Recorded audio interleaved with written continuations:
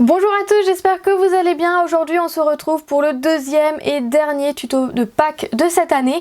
Donc la semaine dernière c'était plutôt simplé, tranquillou, mignon, ton kawaii, tout rapide. Aujourd'hui on corse la difficulté puisqu'on part dans un tuto un peu plus réaliste et beaucoup plus travaillé parce que je vous propose un lapin style steampunk. Du coup pour ce tuto je vais utiliser du blanc, du noir, du rose quartz ainsi que de l'or riche en cernite, des breloques engrenages, beaucoup de breloques engrenages, et en outil je vais utiliser une lame, un scalpel pour être plus précise, des douting tools de différentes tailles, des pinceaux en bois en silicone de différentes tailles également, des tournevis de différentes tailles et de la colle forte. Donc déjà je vais passer par l'étape la plus longue et la plus compliquée qui est de sculpter notre lapin. Voilà, donc au début on prend de la pâte blanche et on va donner la forme du visage, donc une tête plutôt ronde avec un museau en fait qui dépasse.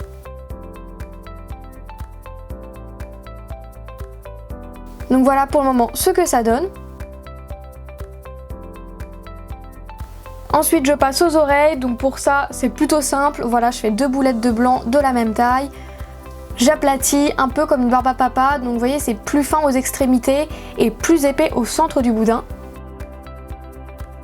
J'aplatis au doigt, pas la peine d'utiliser de rouleau pour cette étape.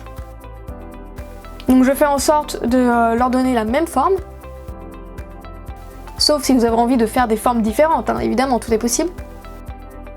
Et une fois que les oreilles me conviennent, je viens les placer sous la tête.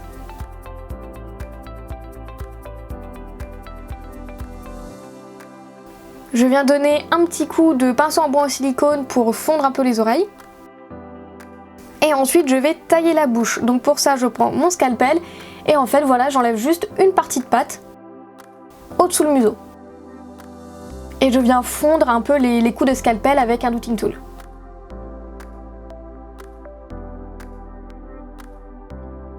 Et je prends un pinceau en bois en silicone un peu plus précis, pareil pour aller bien à l'intérieur, enlever tous les coups de scalpel.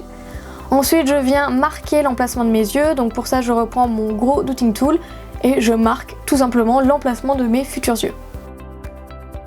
Ensuite je viens faire les dents, donc pour ça je reprends de la pâte blanche, je viens faire un petit rectangle directement au scalpel et je viens faire un petit trait pour séparer les deux dents de devant.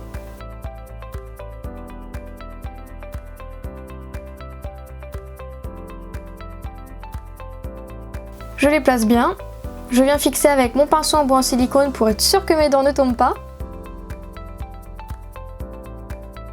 Ensuite pour le nez, je viens faire un petit triangle de couleur rose quartz, vous pouvez également utiliser du rose pastel si vous le souhaitez, ou toute une autre couleur d'ailleurs. Et moi j'avais très envie d'utiliser du rose quartz pour cette création. Et voilà ce que ça donne pour le moment. Et là on va passer à l'une des étapes les plus longues, c'est de texturer tous les poils de votre lapin. Alors pour ça je prends mon scalpel parce que c'est plus pratique à manier que la lame. Après vous pouvez le faire à la lame, ça fonctionne également, ce sera juste un petit peu plus relou. Et en fait je viens faire des traits toujours dans le même sens pour marquer les poils en fait du lapin. Donc pour les oreilles j'y vais dans le sens de la longueur, comme on peut le voir à l'image. Donc j'ai décidé de mettre des poils aussi à l'intérieur des oreilles. Après vous pouvez laisser l'intérieur lisse et mettre un coup de pastel sec par exemple pour colorer un petit peu plus rosé. Mais bon j'avais déjà fait l'année dernière donc je me suis dit que cette fois-ci je vais faire des oreilles vraiment toutes poilues. Et pareil je viens marquer tous les poils du visage en suivant les traits du visage. Donc tout autour des yeux, un peu comme un soleil.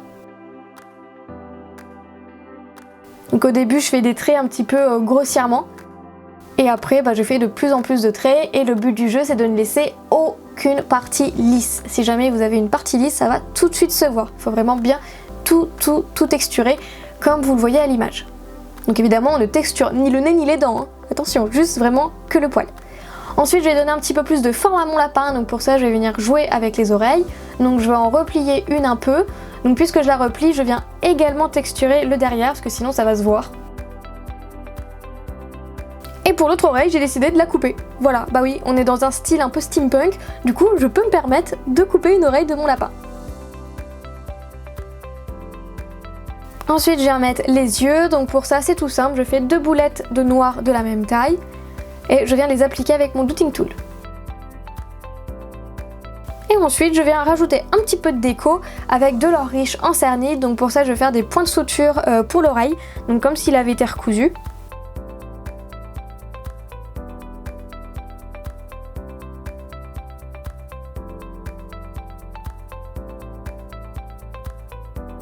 Donc voilà, je mets 4 points en haut et 4 points en bas. J'ai un peu galéré à le dire mais bon ça passe. Je viens bien les fixer avec mon pinceau en bois en silicone et ensuite je viens faire les fils. Donc pour ça je fais juste des boudins très fins de l'or riche.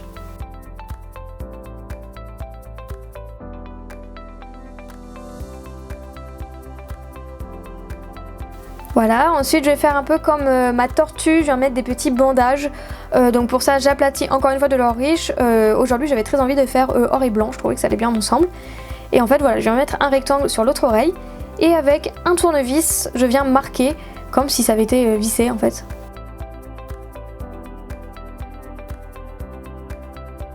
Voilà, on en est. Ensuite, je vais faire d'autres vis, donc pour ça je vais en faire 2. Donc je fais 2 boulettes d'or riche que j'aplatis au doigt. Avec mon tournevis pareil, je vais faire l'empreinte d'une vis.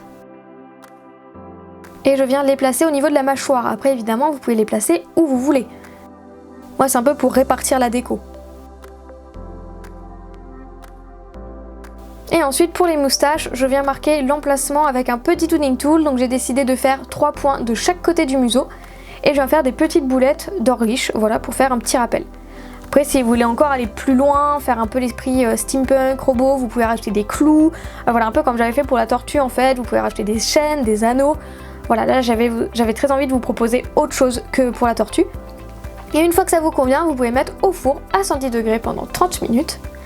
Donc après la cuisson, on se munit de notre lapin et de nos engrenages. Alors si vous suivez mes vidéos, ce sont des engrenages que j'ai fait en session, voilà, avec de la résine UV et des poudres Fimo dorées. Donc c'est pour ça que le doré se ressemble beaucoup. Et en fait, je viens tout simplement coller mes engrenages là où je souhaite. Donc je ne les ai pas mis au four tout simplement parce que c'est déjà en résine et que ça passe pas vraiment au four, enfin pas aussi longtemps, du moins. Donc voilà, mais puisque c'est des engrenages que j'avais déjà fait, je peux les coller après la cuisson sans problème. Voilà, mais je vous invite vraiment à aller voir ma vidéo où je l'ai fait, si vous voulez voir comment je l'ai fait, parce qu'ils sont tous faits main. Voilà, j'en ai acheté aucun, c'est tout fait maison. Donc une fois que j'ai mis des engrenages sur le visage de mon lapin, j'ai décidé de faire un peu une mosaïque derrière en engrenage. Donc pour ça, je viens placer des engrenages les uns dans les autres. Je vais mettre un point de colle pour bien les fixer ensemble. Voilà, et j'en mets dessus pour pouvoir coller mon lapin. Comme ça on peut même faire une petite déco murale si on a envie. Vous pouvez rajouter un magnète derrière si vous voulez le mettre sur le frigo, c'est tout à fait possible également. Voilà, et après je rajoute les plus petits engrenages. Donc je vous conseille vraiment de commencer par les plus gros et de terminer par les plus petits.